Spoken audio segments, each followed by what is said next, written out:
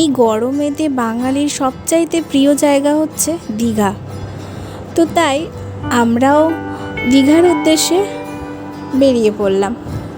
তো আজকেরই আমি first time সরকারি বাসে উঠলাম, মানে আমি কখনো আগে সরকারি বাসে উঠিনি। তো দেখলাম যে কীরকম হয় সরকারি বাস বা বাস থেকে কীরকম হয়। তো আমরা রুটি আর চানা নিয়েছিলাম, রুটি আর তড়কা খেয়েছিলাম ওখান থেকে। আর এসপ্ল্যানেড থেকেই বাসটা ছেড়েছিল রাত 11:30 নাগাদ, আর খুব জোরেই টেনেছিল বাসটা, আর পৌঁছে দিয়েছিল কিন্তু 3:30-র সময়।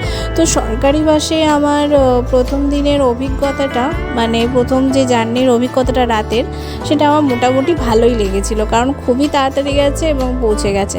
কিন্তু আসার সময়ের অভিজ্ঞতাটা আমার একদম ভালো ছিল না, সেটা অবশ্যই আমি তোমাদের সাথে শেয়ার করব। তো দেখো এই যে গঙ্গা, তোমাদের গঙ্গা দর্শন করো। তো এরপরে আমরা এসপ্ল্যানেড থেকে বেরিয়েছিলাম, যেটা বললাম 11:30 থেকেই আমরা বাসটা মানে স্টার্ট হয়। আর বাসটা নামার দীঘাতে পৌঁছানোর কথা ছিল হচ্ছে 4:30-র সময়, কিন্তু আরও 1 ঘন্টা আগে পৌঁছে গেছে। তো আমাদের হোটেলের ঢোকার টাইম ছিল হচ্ছে 10:30। তো ততক্ষণ ধরে মানে একটু প্রবলেম হচ্ছিলো, কারণ এত তাড়াতাড়ি নামিয়ে দিয়েছে, আর সেই 10:30টার সময় হোটেলের টাইমিং। তো আমরা দীঘার সামনেই বসেছিলাম, দীঘার সমুদ্র সৈকতে, তোমরা আশা করি দেখতে পাচ্ছ। তখন বাজে হচ্ছে ওই 4টে বা 5টা হয়নি, তখন 4টে, 3:30, 4টে তখন বাজে। দীঘার সমুদ্র সৈকতের সামনেই ব্যাগ নিয়ে বসেছিলাম। তারপরে যখন একটু বাজে 7:30, 8টার দিকে, তখন ওখানে চলে আসি, কারণ প্রচুর কড়া রোদ পড়ছিল, আর আমি যেহেতু সানস্ক্রিন মাখিনি, তো আমি রোদের মধ্যে থাকতে পারবো না। তো তখন আমি সঙ্গে সঙ্গে হোটেলে যাই। হোটেলটা আমাদের আগে থেকেই অনলাইনে বুক করা ছিল। তার আগে হোটেলে যাওয়ার আগে আমরা কিছু খেয়েছিলাম হচ্ছে ডিম টোস্ট, আর ও খাচ্ছিল। আর ওই দেখো পুরো সমুদ্র, ওখানে সমুদ্রের সামনে বসে খাচ্ছিলাম। আর হ্যাঁ, মোটামুটি খেতে ভালো ছিল, এমন কিছু খারাপ ছিল না। চা খেয়েছিলাম।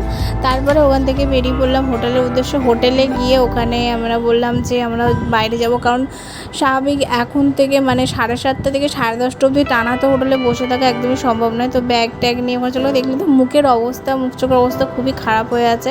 তো এই যে আমাদের হোটেল, তো এই হোটেলের রুমে এখন তো ঢুকতে দেওয়া হবে না, তো রিসেপশানে গিয়ে বসেছিলাম। রিসেপশানে ব্যাগ রেখে তারপরে বললাম যে ব্যাগগুলো রেখে আমরা একটু বাইরে থেকে ঘুরে আসি। তো দেখো হোটেলের এখানে অ্যাকোরিয়াম রয়েছে, আর এই যে এটা হচ্ছে রিসেপশান। এখন কেউ ছিল না রিসেপশানে, তাই আমরা বসেছিলাম আর দেখছিলাম, মাছগুলোকে দেখছিলাম, কি সুন্দর লাগছে।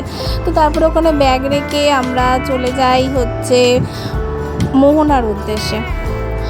তো ওইদিকে ওখান থেকে প্রথমে একটা অটো ধরতে যাচ্ছিলাম, আমরা ভাবলাম একটা অটো করে যাব, মানে টোটো টাইপের। তো ওটা দেখে ওরা বলে নাকি 250 টাকা নেবে। তো তারপরে আমরা ওখান থেকে করে সত্যি একটু হলো বার্গেনিং কিন্তু করতে হয়, সব জায়গায় জেনে টেনে দেখতে হবে যে কোথায় কীরকম নেয় বা নেয়। তো এদিকে আমি একটি ভ্যান নিয়ে নিয়েছিলাম, এটা 30 টাকা করে নিয়েছিল, মানে যেতে আসতে যাওয়ার সময় 30 টাকা করে নিয়েছিল। তো ওই দেখো এখানে কি সুন্দর ছোটো ছোটো ঝিনুক পাওয়া যায়, বাট ঝিনুকটা ভাঙা ছিল। আর এখানে লাল কাঁকড়া পুরো ভর্তি ছোট ছোট। আর এইটা হচ্ছে মোহনার, ওইটা হচ্ছে একদম সমুদ্রের মাঝখানে যে রাস্তাটা, এখানে ওটা কতটা মুশকিল ছিল, মানে এই পাথরগুলোর ওপর থেকে উঠে গিয়েছিলাম, যে ঘুরতে এসেছি উঠতে তো হবেই। তারপরে মোহনা থেকে বাইরে আসার সময় দেখিয়ে দিলাম এই যে পুরীর মন্দিরের মতন, ওখানেও সেম পুরীর মন্দিরের মতন করা হচ্ছে। তো তোমরাও দেখো। তো এটা আশা করি আর সামনের বছরের মধ্যে তো হয়ে যাওয়ার কথা কমপ্লিট, জানি না কবে হবে, তো হলে অবশ্যই দেখব। তো দেখো এটা হচ্ছে সেই পুরীর মন্দিরের মতনই সেম করা হচ্ছে, দেখতে পাচ্ছ তো তোমরা। তো এবার আমরা রিসেপশানে চলে আসি পরে, তারপর লিফটে উঠে যাই এবং ব্যাগ ট্যাগ নিয়ে আবার নিজেদের রুমে চলে যায়। তোমাদের রুমটা দেখাচ্ছি কীরকম। তো আমাদের রুম ছিল 4th ফ্লোরে, আর এই যে আমাদের রুম দেখো কত সুন্দর না, মানে খুব সুন্দর গোছানো রয়েছে। আর এখানে বেড দেওয়া আছে, ব্ল্যাঙ্কেট দেওয়া আছে, পিলো তো অবশ্যই রয়েছে, আর একটা টাওয়ালও দেওয়া আছে। এবং সাথে সাথে আমাদেরকে কিন্তু জলও দিয়ে দিয়েছিল, আমি বললাম জল কিনে নিয়ে যেতে হবে না, জলও দিয়ে দিয়েছিল। আর এখানে একটা টেবিল রাখা রয়েছে, আর 2টো চেয়ারও রাখা রয়েছে। আর ওইদিকে আর আমরা নিয়েছিলাম নন এসি রুম, আর এইদিকে রয়েছে হচ্ছে ড্রেসিং টেবিল, আর এখানে টিভি আছে। আর ওই দেখো ছোট ছোট ওইটা প্যাকেটটাতে হচ্ছে শ্যাম্পু দেওয়া আছে একটা, আর একটা সাবান দেওয়া আছে। আর এখানে এই যে ওয়ার্ড্রপ, এখানে আমি আমার নিজের ব্যাগটাই রেখে দিয়েছিলাম। আর এইটা হচ্ছে ব্যালকনি। ব্যালকনি সত্যি বলতে গেলে খুবই সুন্দর ছিল, তোমাদের খুলে দেখাচ্ছে। এই দিকটা না জাম ছিল, এই দিকটা খুলছিল না, তাই ওদিক থেকে খুলে দেখাচ্ছে। এই যে এটা কিন্তু একদম সমুদ্রের সামনে নয় যে সমুদ্রের ভিউ আসবে, নয় ভেতর দিকটাতেই নিয়েছিলাম একটা রুমটা। আর এই রুমটা সত্যি কিন্তু সুন্দর। আর এই হোটেলে কিন্তু সুইমিং পুলও আছে, মানে আমি কখনো ভাবিনি যে আমি সুইমিং পুলওয়ালা হোটেল নেব, তো নিয়েছি। তো দেখো সকালবেলা আমরা রুমের মধ্যে বসেই ব্রেকফাস্ট অর্ডার দিয়েছিলাম। ব্রেকফাস্টে ছিল হচ্ছে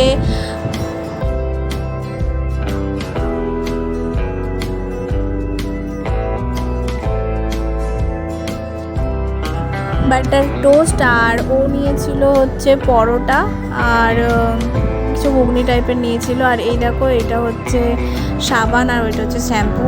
আর এই যে আমাদের ব্রেকফাস্ট। তো ব্রেকফাস্টটা করে তারপরে আবার আমরা বিচের উদ্দেশ্যে রওনা দেব। তো ব্রেকফাস্ট করে আমরা উদয়পুর সি বিচের উদ্দেশ্যে রওনা দিলাম।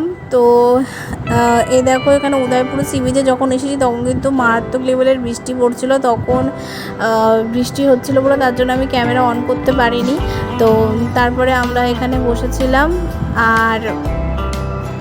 আর এই সমুদ্রের সামনে মানে এটা এতটা ভালো লাগে যে সমুদ্র একদম জলের ঢেউটা একদম পা অবধি চলে আসে। আর এখানে কিছু খাওয়া মানে জাস্ট অসাম লাগে। আমরা নিয়েছিলাম হচ্ছে চিংড়ি মাছ ভাজা নিয়েছিলাম। আর তারপরে আমরা হোটেলে আবার চলে এসেছি। এই দেখো এই হোটেলের সামনেটা। আর আমাদের রুম ছিল 208।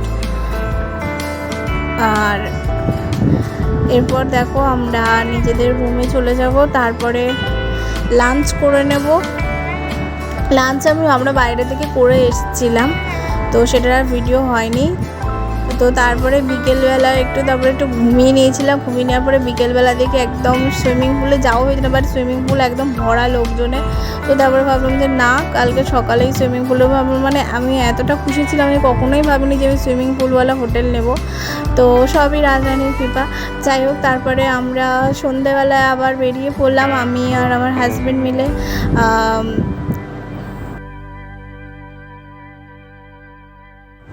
ওল্ড দীঘার উদ্দেশ্যে রওনা দিলাম। তো তখনও হালকা হালকা ঝিরে ঝিরে বৃষ্টি পড়ছিল। তো ওখানে কিছু শপিং করলাম, নিজের জন্য কিছুই নিইনি, বলতে গেলে আমার একই জিনিস যা এখানে পাওয়া যায় তাই ওখানে দাম একটু বেশি। তো ওখানে পুতুলগুলো ছিল এত সুন্দর, তোমাদের দেখো। আর এই হচ্ছে ওল্ড দীঘা। তো রাতের বেলা ভিউটা ঠিক এরকম। আর এরপরে ওখান থেকে আমরা আমার গোপাল সোনাদের জন্য কিছু খেলনা নিয়েছিলাম। আর তোমাদেরকে ডলগুলো দেখাবো, তোমরা দেখবে কি সুন্দর সুন্দর ডল রয়েছে ওখানে। আর শপিং করার জন্য ওল্ড দীঘা হচ্ছে সবথেকে বেস্ট, কিন্তু নিউ দীঘায় এমন কিছু নেই, শপিং করার দোকান টোকান থাকে না। ওল্ড দীঘায় হচ্ছে সবথেকে বেস্ট। এখান থেকে আমি আমার কানা লালির জন্য খেলনা নিয়েছিলাম, আর আমার গিরির জন্য টুপি নিয়েছিলাম। আর এখানে দেখো কি সুন্দর রামলালা হনুমানজির মূর্তি রয়েছে। আর ওইদিকে তোমাদেরকে দেখাবো যে ঝিনুক দিয়ে মা দুর্গার একটি প্রতিমা টাইপের করা রয়েছে, দেখো তোমরা। এই দেখো পুরো ঝিনুক দিয়ে করা। এটার দাম 2500 সামথিং বলেছিল। আর এই দেখো এটা হচ্ছে পুতুল। তো এরপরে আমরা ঘরে এসে করে নিলাম ডিনার। ডিনারে ছিল পোলাও।